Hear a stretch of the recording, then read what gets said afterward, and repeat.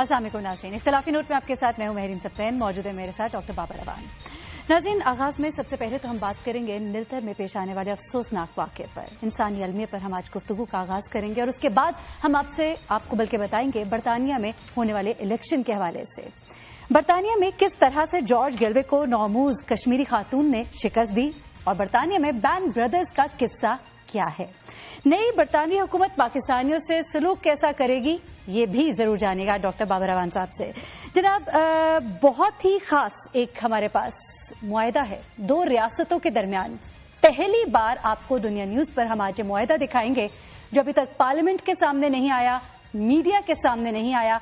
आज वो खास मुआहदा यहाँ इस प्रोग्राम में आप जानेंगे। कराची पानी पानी हो गया।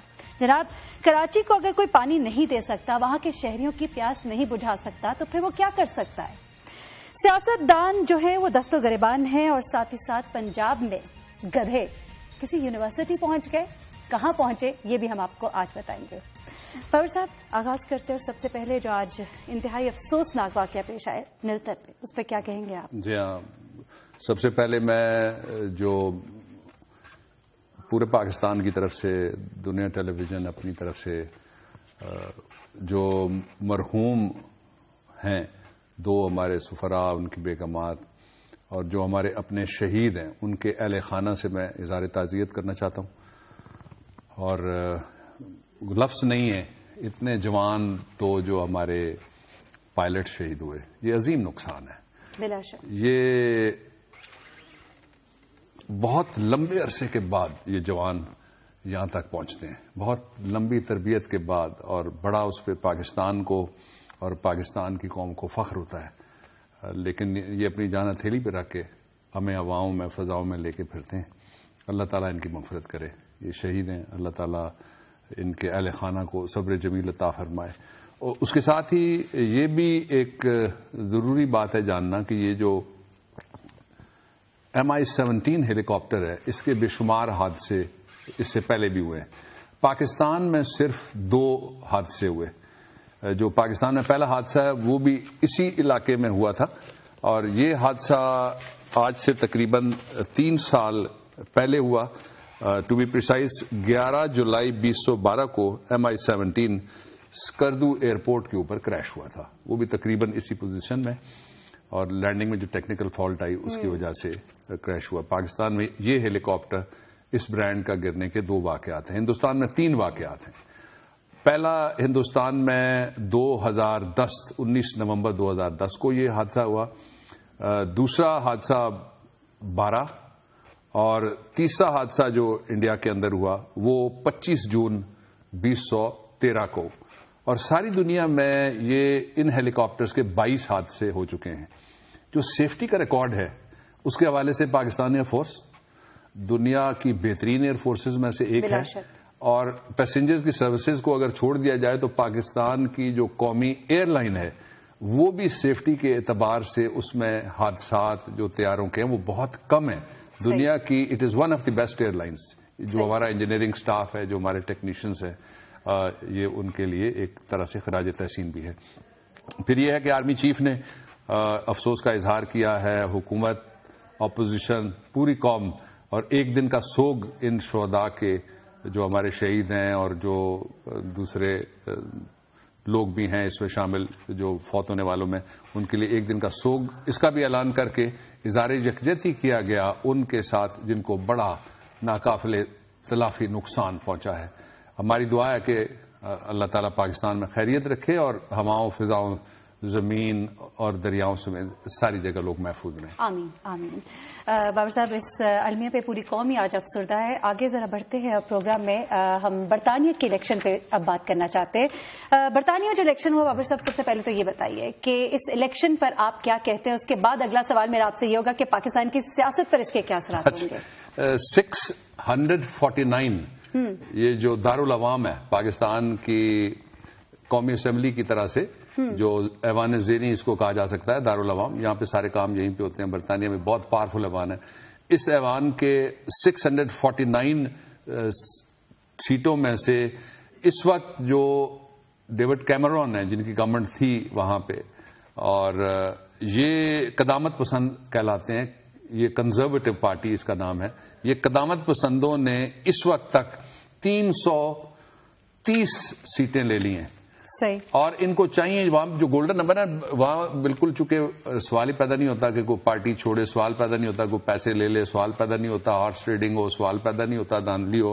اس لیے گولڈن نمبر وہ 326 کا مطلب 326 ہی ہے. اچھا. 326 میں سے 330 لے کے گورنمنٹ تو ان کی بن گئی. ٹھیک. صحیح. جو ان کے کسی اتحاد کی ضرورت بھی نہیں. جی ہاں، اور نزدیک ترین ہے وہ 100 سیٹیں ان سے پیچھے ہیں. اس کے ایک یہ ہو گیا. اور پچھلے الیکشن سے انہوں نے 23 سیٹیں زیادہ جیتی ہیں اپنی پرفارمنس کی وجہ سے. اچھا، اب تھوڑا سا جو آپ نے پاکستانیوں کا بھی ایک ٹچ ایک سوال میں آغاز میں ہی دے دیا، میں اس پہ تھوڑی سی بات کر لیتا ہوں. وہ یہ ہے کہ جو پاکستانی ہیں وہ لیبر کے ساتھ زیادہ خوش رہتے ہیں. لیبر کوئی پرو پاکستان اور پرو امیگرنٹ پارٹی سمجھی جاتی ہے کہ جو باہر سے جانے والے تارکین وطن ان کے ساتھ ان کا بہتر سلوک ہے. لیکن یہ جو قدامت پسند ہے ان کو نیشنلسٹ سمجھا جاتا ہے. کہا جاتا ہے قوم اپنے ملک کے لیے وہ بہت بہتر ہے. شاید وہ بھی بہتر ہی ہیں، یہ بھی بہتر ہی ہیں، ہمارے تو دوست ہیں سارے جو بھی آ جائے. لیکن یہ سمجھا جاتا ہے کہ یہ کنزرویٹو جو اصلی پرانے گورے جن کو یہاں ہم فرنگی کہتے تھے یہ وہ سمجھے جاتے ہیں. لیبر تھوڑے سے متاثر ہیں جو دنیا کے اندر مزدوروں کی تحریکیں ایسٹرن یورپ کے اندر ہیں، اور پھر ظاہر ہے تھوڑا سا وہ سوشلزم کا بھی ان کو ٹچ لگا ہوا ہے. اس لیے ابھی بھی ان کی پارٹی کے جو لیڈر ہیں ان کو کہا جاتا تھا کہ یہ سرخ ہیٹ والا ہے، یعنی یہ سرخا ہے. اس کا مطلب یہ کہ یہ سوشلسٹ ہے. ایک پہلو. دوسرا یہ کہ پاکستان کے حوالے سے کوئی بہت زیادہ پروگریسو تعلقات ہمارے آپ نے دیکھا اس گورنمنٹ کے دور میں بھی، اور ملی بینڈ کا جو 5 سال کا اقتدار ہے وہ کسی شعبے میں کوئی ایسا پروگرس نہیں ہوئی جس کو بطور یارڈ سٹک پیش کیا جا سکے کہ 5 سال میں یہ کر دیا. سوائے جو ہمیں کسی نے تصویریں بھیجی ہیں، وہ تصویریں آج ہم نہیں دکھا سکے. آج دن ایسا تھا کہ ہم خود ہی اداس ہیں، سارے کی ساری قوم اداس ہے. وہ ہم آپ کو اگلے 2 دن میں دکھائیں گے کہ جو پاکستانی وہاں جو پیسے لے کے جاتے ہیں کس طرح کے ان کے بستر ہیں، کس طرح کی ان کی الماریاں ہیں، کس طرح ان کے فرنیچر ہیں. آپ حیران ہی ہو جائیں گے. ایسے آپ نے انداز شاہانہ، ہاں جی انداز شاہانہ کیا آپ نے ساری دنیا کے بادشاہوں اور شہزادیوں کے محلات کی تصویریں دیکھی. چلے بابر صاحب، یہاں ہم سبقت لے جاتے ہیں، کہیں تو ہم سبقت لے جاتے ہیں. کوئی شک نہیں، جیت گیا. اچھا، اب جو وہاں جو پاکستان کے 2 طرح کے مفادات ہیں. ایک پاکستان کے مفادات بطور ریاست یہاں ہیں جو ہمارے بائیلیٹرل تعلقات جن کو 2 طرفہ تعلقات کہا جاتا ہے ان میں. دوسرے ہمارے جو مفادات ہیں وہ پاکستانی اور کشمیری جو پاکستانی پاسپورٹ کے اوپر وہاں پہ گئے ہوئے ہیں. 3 نسلیں بھی ہو گئی ہیں، 2 بھی ہو گئی ہیں. اب اس وقت یہ کیفیت تھی کہ جو الیکشن ہوا اس میں 57 جو پاکستانی تھے 57. جارج گیلوے کا ضرور ذرا ذکر کیجیے گا جن کو کس نے شکست دی. 57 ان میں سے آج جو الیکشن ہوا تھا کل والا، اس میں 57 پاکستانیوں نے، جس میں کشمیری پاکستانی ہم ایک ہی اس کاؤنٹ میں رکھیں گے، ان میں سے 10 کو کامیابی ملی ہے. اور اس میں کچھ خواتین بھی ہیں، اور ایک خاتون جو بڑی نو آموز انہوں نے جارج گیلوے کو شکست دی ہے. ناز شاہ ہیں انہوں نے جارج گیلوے بین الاقوامی طور پہ ہیومن رائٹ ایکٹیوسٹ کے طور پہ، پھر مسلمانوں کے حوالے سے وہ اچھے خیالات کا اظہار کرتا رہتا ہے. جو کشمیر کی آزادی کے حوالے سے اس کے خیالات ہم سے ملتے جلتے ہیں. فلسطین کے لیے بھی وہ بولتا رہا ہے. لیکن اس دفعہ جارج گیلوے کو بھی شکست ہو گئی.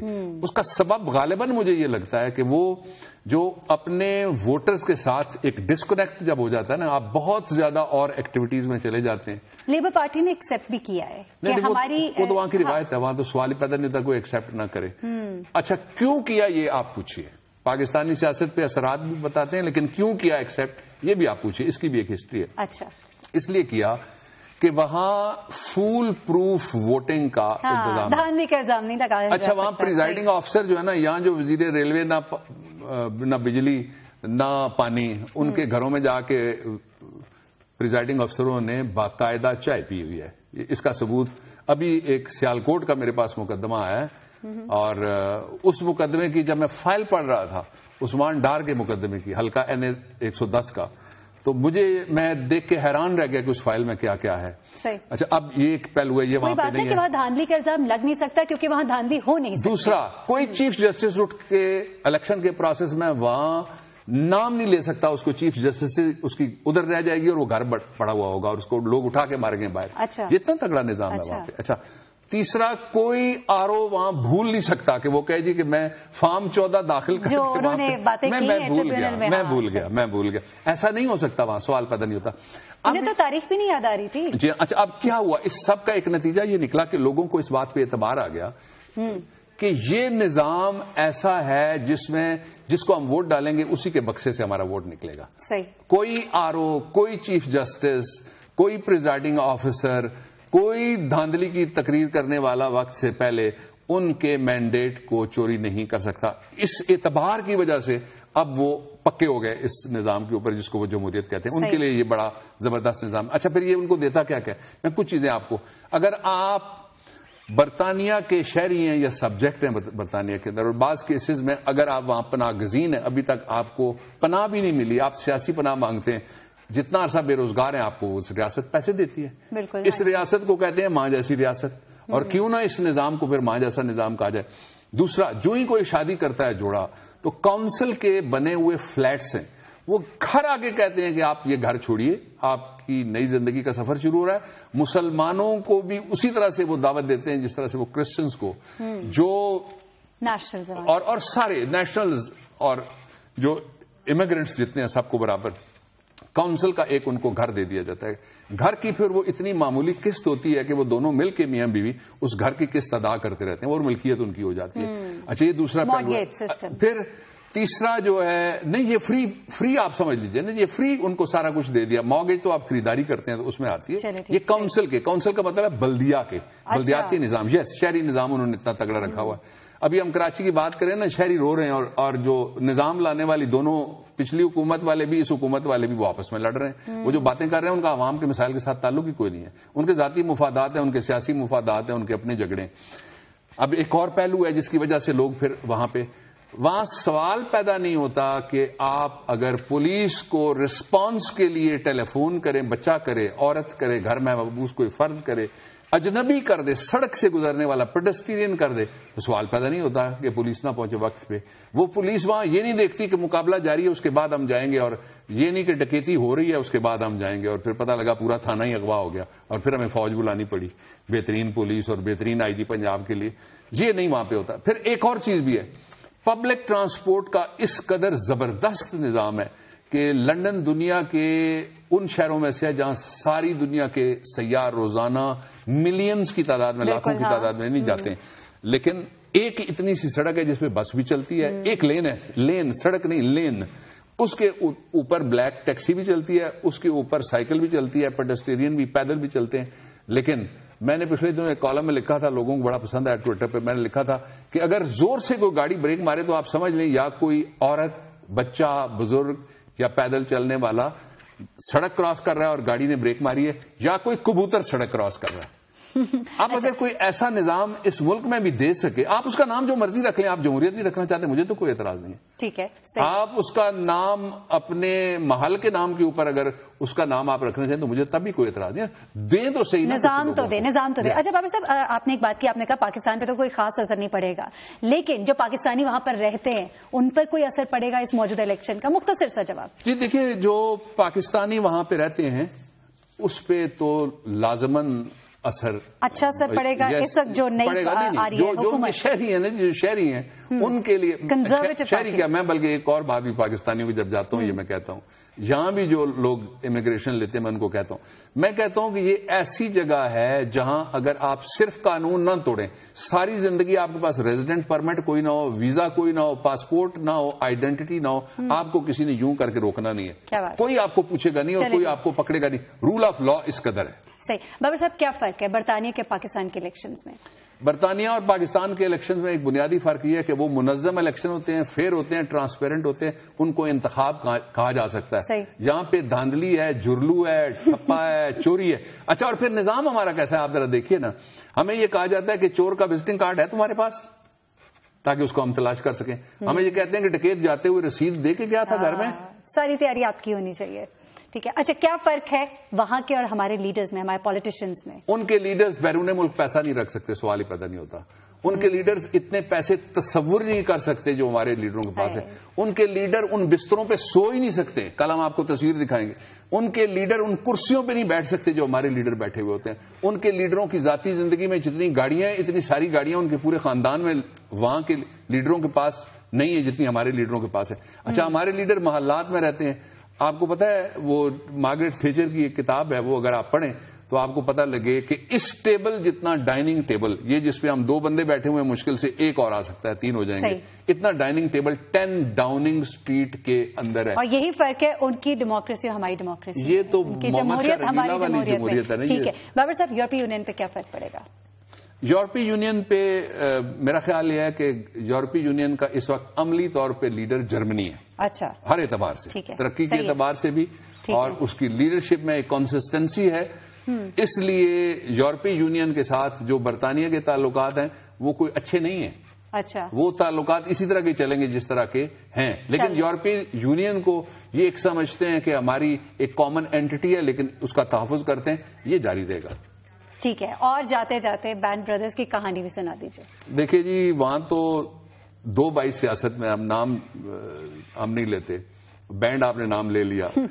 ایک نے دوسرے سے وعدہ کیا, اس نے کہا کہ اگر تم اقتدار میں آئے تو میں اقتدار چھوڑ دوں گا. اچھا, ہاں, مجھے اگر زیادہ ہم میں سے جس کو ووٹ زیادہ ملے وہ رہے گا اور دوسرا ریزائن کر جائے گا. ٹھیک ہے, یہ 2 بھائیوں کی کہانی ہے.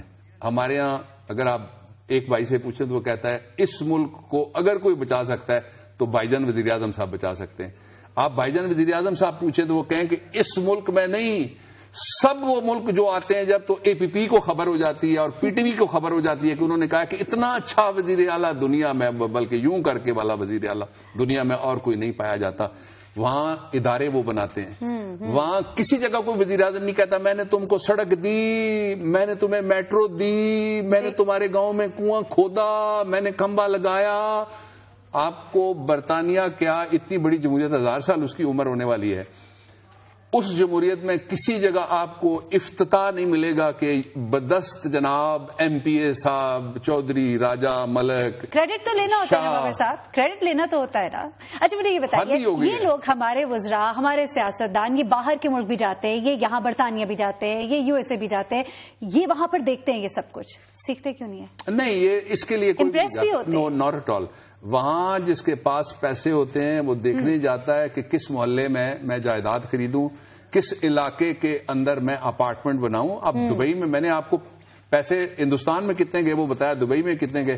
صرف انگلینڈ کے اندر اگر لیڈروں کے جائیدادوں کے اوپر پاکستان میں ٹیکس لاگو کر دیے جائیں, اسحاق ڈار کو اگلا بجٹ پریشان نہیں کرے گا. درست. بابر صاحب یہاں پہ بریک لینی ہے, اور ناظرین بریک پر جانے سے پہلے آپ کو بتائیں, ایک خفیہ معاہدہ 2 ریاستوں کے درمیان, جیسا کہ پہلے میں نے کہا, نہ پارلیمنٹ کو اس کی خبر, نہ صحافیوں کو اس کی خبر, نہ میڈیا کو اس کی خبر, لیکن ہمارے پاس ہے اس کی خبر. ہمارے ساتھ رہیے.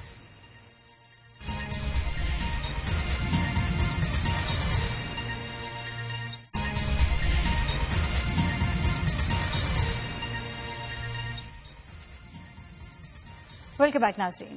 2 ریاستوں کے درمیان ایک معاہدہ ہوا, جیسا کہ ہم بتا رہے ہیں آپ کو, خفیہ معاہدہ ہے, کسی کو بھی نہیں معلوم وہ معاہدہ کیا ہے. بابر صاحب سے جانتے ہیں کیا ہے یہ. بابر صاحب, کیا 2 ریاستوں کے درمیان خفیہ معاہدہ ہو سکتا ہے؟ پہلے تو یہ بتائیں.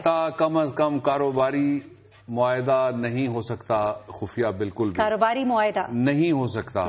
اور آج دنیا وہاں پہ کھڑی ہے, پاکستان کے آئین میں لکھا ہوا ہے کہ بنیادی حق ہے پاکستان کی ریاست کے لوگوں کا, پاکستان کے میڈیا کا, پاکستان کی پارلیمنٹ کا, پاکستان کے عوام کا, کہ ان کو بتایا جائے جو بھی کام ایسا ہو سوائے اس کے جو ریاست کی سلامتی سے جس کا کوئی تعلق ہو.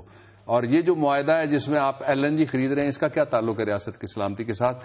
ہم یہ دنیا ٹیلی ویژن پہ آپ کو یہ معاہدہ دکھاتے ہیں جی, اس کا آغاز کس طرح سے ہوتا ہے LNG کا, اور تھوڑی سی بات آج کریں گے, پھر وقت بچا تو پھر باقی بات بھی کریں گے.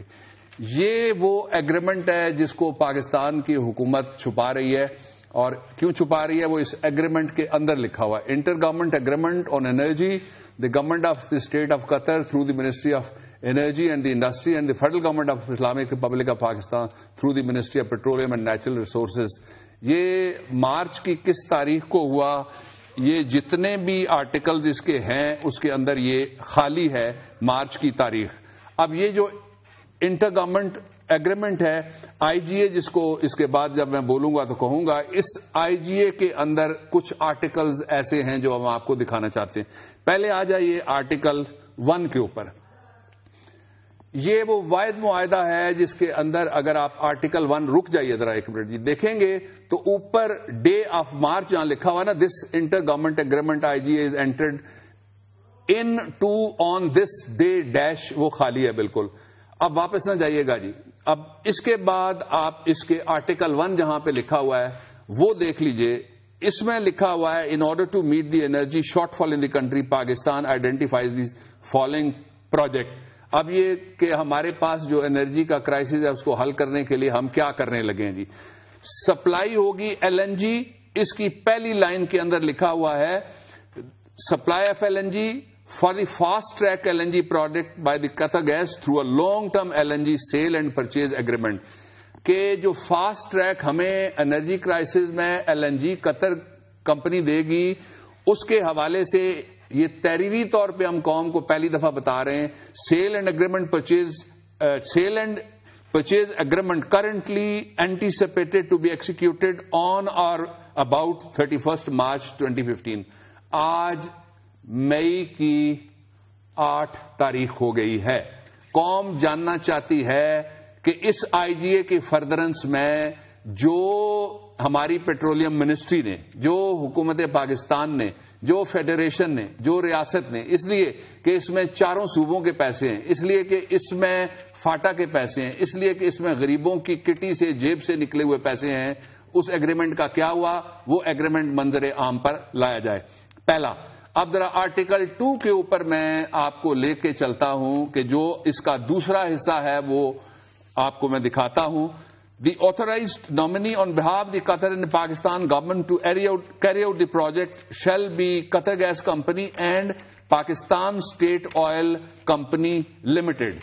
یہ پی ایس او کو اس میں فریق بنایا گیا ہے کہ یہ پروجیکٹ کو سارے کا سارا پروجیکٹ کرے گی. جب ہم تھوڑا سا آگے بڑھیں گے تو میں آپ کو بتاؤں گا کہ وزیر نے، جو وزیر انسداد پیٹرولیم ہے پاکستان میں، انہوں نے فلور پہ کھڑے ہو کے یہ بات کہی ہوئی ہے کہ جناب پی ایس او کے پیسے نہیں ہیں، یہ تو پرائیویٹ کمپنیاں ہیں جنہوں نے ایل این جی جو ابھی تک آئی ہے وہ انہوں نے منگوائی ہے. لیکن یہاں پی ایس او باقاعدہ اس معاہدے کی روح سے ایک فریق ہے پروجیکٹ کرنے کا. اس لیے پرائیویٹ کمپنی جب تک پی ایس او کسی کے ساتھ کوئی اور معاہدہ کر کے اس کو کوئی اختیار نہیں دیتی، اور اس کا بھی اگر معاہدے میں ذکر نہیں ہے اس وقت تک یہ پی ایس او کا ہی معاہدہ ہے. پیسے بھی پی ایس او کے ہیں اور پاکستانی قوم کے گئے ہیں. اب اگلے پہ آ جائیے جی، آرٹیکل 5 پہ.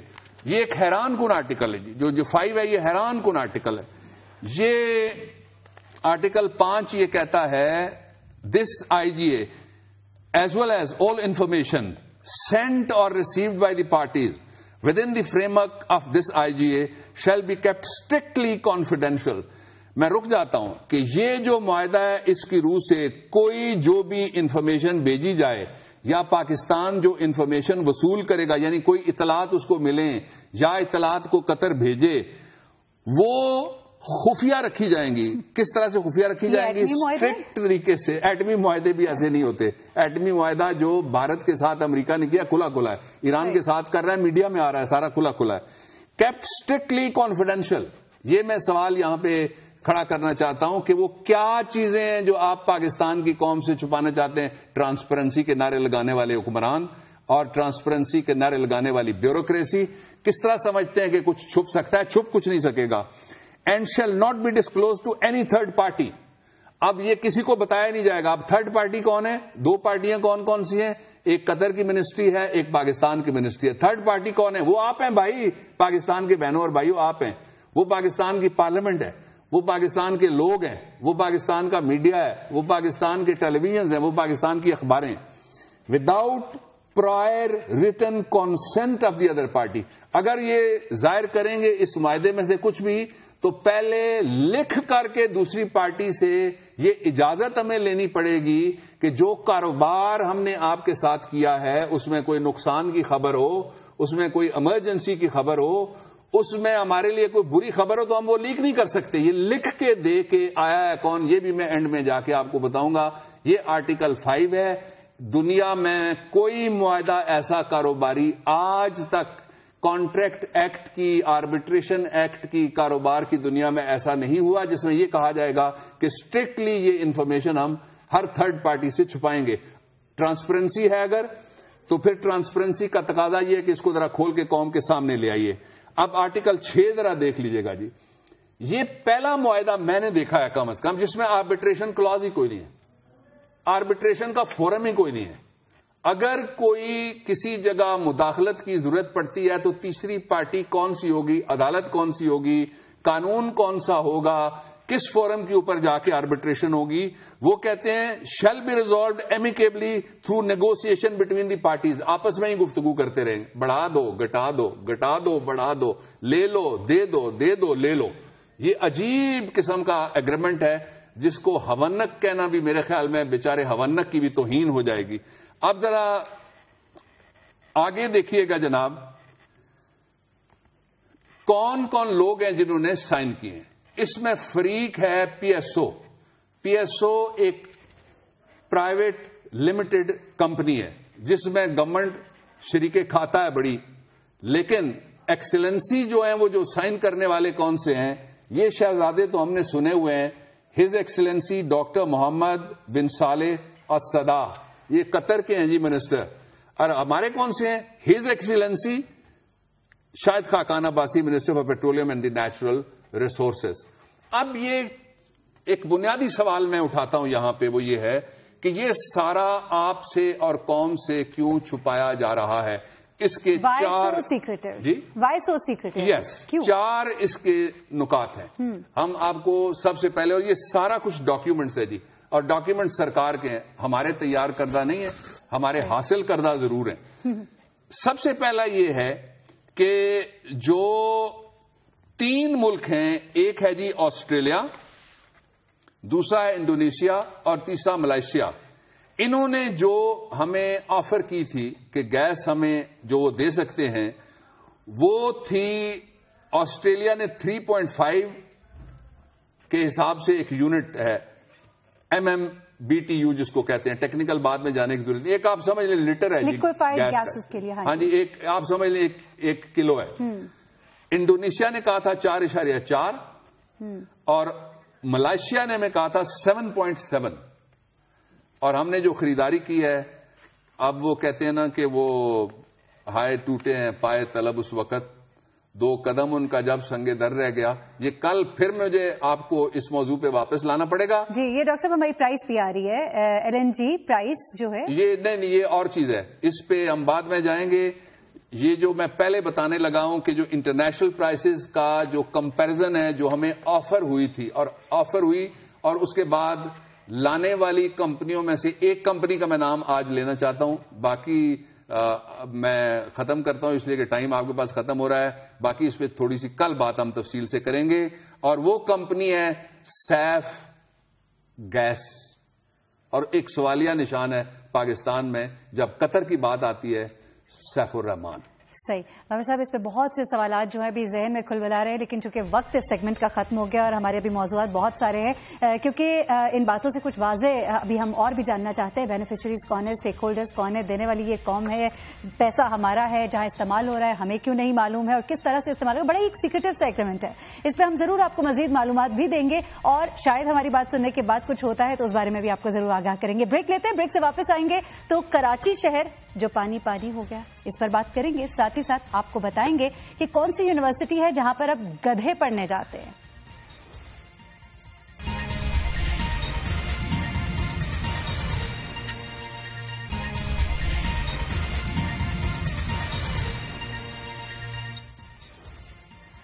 ویلکم بیک ناظرین. کراچی پانی ہو گیا. کراچی جیسا شہر جہاں لوگ بوند بوند پانی کو ترسے ہوئے ہیں. سب سے پہلے تو ہم اس پہ بات کریں گے. بابر صاحب, ہم اتنی بار آواز اٹھاتے ہیں, کچھ نہیں ہو رہا, یہاں تک نوبت آ گئی ہے کہ لوگوں کے نلکوں میں پانی ٹپ ٹپ کر کے آ رہا ہے, لوگ پیاسے ہو گیا. بلکہ ٹپ ٹپ تو خوش نصیبوں کے گھر میں کر رہا ہے. جو اور غریب بستیاں ہیں، کچی آبادیاں ہیں، وہاں ایک نلکا لگا ہوا ہے کراچی کے اندر، زیادہ شہری وہاں سے پانی لیتے ہیں، وہاں پانی کی بجائے گیس آ رہی ہے. جہاں گیس چاہیے وہاں گیس کی کمی ہے، اور جہاں نہیں چاہیے وہاں پہ گیس مل رہی ہے نلکے کے ذریعے سے.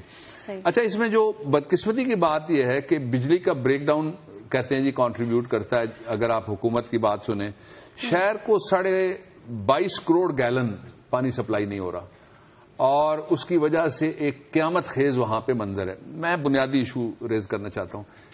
ساری سیاست کراچی کی آپ دیکھ لیں کیا ہو رہی ہے. سیاست، الزام، جوابی الزام، تم برے میں اچھا تم برے. صحیح. ایک پہلو. دوسرا پہلو، میری پارٹی، میری تنظیم، میرا یونٹ، میرے لوگ کہاں، میرے لوگ میرا کیوں ملک نہیں ہے کہاں، میرے عوام کہاں، بالکل، میرا غریب کہاں، میرا مزدور کہاں، میرا کسان کہاں، میرا ہاری کہاں، میرا کراچی کہاں، میرا قائد اعظم اور کہاں. صاحب یاد ہے جب NA246 کی بات بھی ہم کر رہے تھے، تب بھی ہم نے کہا تھا کہ لوگوں نے یہ بات نہیں کی کہ عوام، لوگ. اچھا وہی ایگزیکٹلی. اچھا، اس میں ایک اور چیز، اس وقت دونوں پارٹیاں جو لڑ رہی ہیں نا، پانی نہیں دے سکیں. دونوں پچھلے تقریباً 3 اشروں سے کسی نہ کسی طرح سے اقتدار میں رہی ہے. مثال کے طور پہ اگر 7 سال سے پیپلز پارٹی کی گورنمنٹ ہے کراچی کے اندر، تو ان 7 سالوں میں سے 5 سال تو MQM ساتھ تھی نا جی. بالکل ایسا ہی ہے. اس سے پیچھے اگر وہاں پہ کسی اور کی گورنمنٹ تھی، پیپلز پارٹی کی بجائے مسلم لیگ کاف کی گورنمنٹ تھی، تو اس میں کون شریک تھا؟ ٹھیک ہے، MQM تو تھی نا. تو پھر ذمہ دار کون ہے؟ آپ کس کو کہہ رہے ہیں کہ واٹر بورڈ سیدھا ہو جائے ورنہ ہم سیدھا کر دیں گے؟ بھائی آپ کچھ بھی سیدھا نہیں کرنا چاہتے میرے بھائیوں اور میرے عزیزوں اور میرے محترموں. اگر آپ سیدھا کرنا چاہتے ہیں تو میرا اور میرے علاوہ اس کا اور اس کے علاوہ کی تقسیم ختم کر دو. شہر ہوتا ہے. دنیا کا کوئی شہر ایسا نہیں ہے جہاں رہنے والے جھگڑتے بھی ہوں گے، شاید ان کا اختلاف بھی ہوتا ہوگا، لیکن اس طرح سے نہیں ہوتا. اور بابر صاحب، تماشا جمہوریت کے نام پہ ہو رہا ہے. ہم کب سے اس پانی کی آواز اٹھا رہے ہیں، یہاں تک کہ گرمیوں کا موسم آ گیا اور اب جون کا مہینہ آئے گا. خدارا پلیز کچھ کیجیے اس معاملے پر، اس کو دیکھیے. عوام کی آواز کی طرف آئیں گے بابر صاحب، اور اس میں آپ نے یہ بھی ہمیں بتانا ہے کہ وہ کون سی یونیورسٹی ہے پنجاب کی جہاں پر گدھے پڑھنے جا رہے ہیں. کیا کیا جائے جی، وہ ہم تو کہتے ہیں نعرہ سنتے ہیں کہ آگے پڑھو اور آگے بڑھو. اب کون جا رہا ہے؟ ذرا وہیں سے اگر آپ شروع کر دیں تو عوام کی آواز وہیں سے شروع کرتے ہیں. اور وی پاکستانی ہمارے ایک دوست ہیں، انہوں نے ٹویٹر پہ بدلا ہے پنجاب ہم بدلیں گے پاکستان، یہ جو نعرہ ہے شریف برادران کا، یہ نعرہ لکھ کے ہمیں ٹویٹ بھیجی ہے.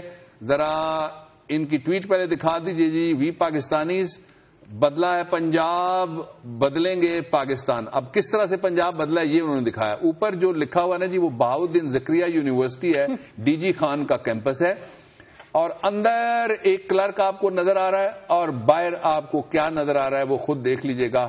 یہ اگر یونیورسٹی کیمپسز کی سینکٹیٹی ہے جو گورنمنٹ آف پنجاب چلا رہی ہے تو پھر ان کو سلام ہے. بابر صاحب، یہ کلاس روم سے نکالے گئے گدھے یا داخلے کے لیے پہنچے ہیں یا انتظام ان کے پاس ہو، پتہ نہیں، مجھے نہیں پتا کیا ہے. یہ محمد خلیق صاحب ہیں جی، کہتے ہیں سر جی ڈراں والا میں سیوریج نہیں ہے، اور یہ کو پڑھا نہیں جا رہا مجھ سے صحیح طریقے سے، لیکن یہ ہے کہ سرے سے ہی نہیں ہے، صحیح نہیں، ہم نے بات کر دی ہے. اچھا، دوسرے ہیں جی ماجد اوان صاحب، یہ کہتے ہیں کہ sir please raise voice of Faisalabad people, it's the current situation of the crescent ground کی یہ حالت ہے. انہوں نے یہ ہمیں بتایا جی.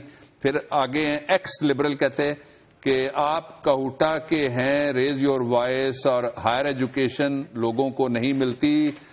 32 سال سے ایک ہی حکومت ہے کہوٹا میں. تو پھر ایک اور ہیں جی راہیل صاحب، کہتے ہیں کہ آپ ہماری آواز CM پنجاب کو بھاولپور کے حوالے سے پہنچائیں اور خانے وال کے حوالے سے پہنچائیں. عوام کی بالکل عوام کی آواز ہم نے پہنچائی، چونکہ وقت بالکل ختم ہو گیا ہے، اس لیے ہمیں یہاں پر اس گفتگو کو روکنا پڑا ہے. انشاءاللہ کل تو ہم دوبارہ حاضر ہوں گے اور بہت سے اہم موضوعات کے ساتھ، بہت سے انکشافات کے ساتھ. بابر صاحب، جاتے جاتے اپنی آواز. آج تو آپ نے عوام کو بھی سینسر کیا، آج آپ نے LNG کو بھی سینسر کیا. بابر صاحب، وقت مختصر جی. دیکھ آج ایک غمسا کا بھی دن ہے پاکستان کے اندر منایا جا رہا ہے. بابر صاحب آپ کے کزن ہیں ڈاکٹر عالمزیب صاحب، ان کی بھی جو وفات ہے، ان کی جو آج ان کی ڈیتھ ہوئی، اس کی وجہ سے بھی جی ہاں بالکل انفارچونیٹ. اس لیے میں اسی پہ آج بات کرتا ہوں، اور وہ یہ ہے کہ آدمی کا جسم کیا ہے، آدمی کا جسم کیا ہے جس پہ نازاں ہے جہاں. ایک مٹی کی عمارت، ایک مٹی کا مکان. موت کی پرزور آندھی جب اس سے ٹکرائے گی، دیکھنا پھر یہ عمارت خاک میں مل جائے گی. دیکھنا پھر یہ عمارت خاک میں مل جائے گی. یہ جو کچھ دیکھتا ہے تو فریب خواب ہستی ہے. یہ جو کچھ دیکھتا ہے تو فریب خواب ہستی ہے، اور تخیل کے کرشمے ہیں. بلندی ہے نہ پستی ہے، تخیل کے کرشمے ہیں، بلندی ہے نہ پستی ہے. عجب دنیائے حیرت عالم گورے غریباں ہے. عجب دنیائے حیرت عالم گورے غریباں ہے. یہ ویرانے کا ویرانہ ہے، یہ بستی کی بستی ہے. اور وہی ہم ہیں کبھی جو رات دن پھولوں میں تلتے تھے. وہی ہم ہیں کبھی جو رات دن پھولوں میں تلتے تھے. وہی ہم ہیں کہ تربت چار پھولوں کو ترستی ہے.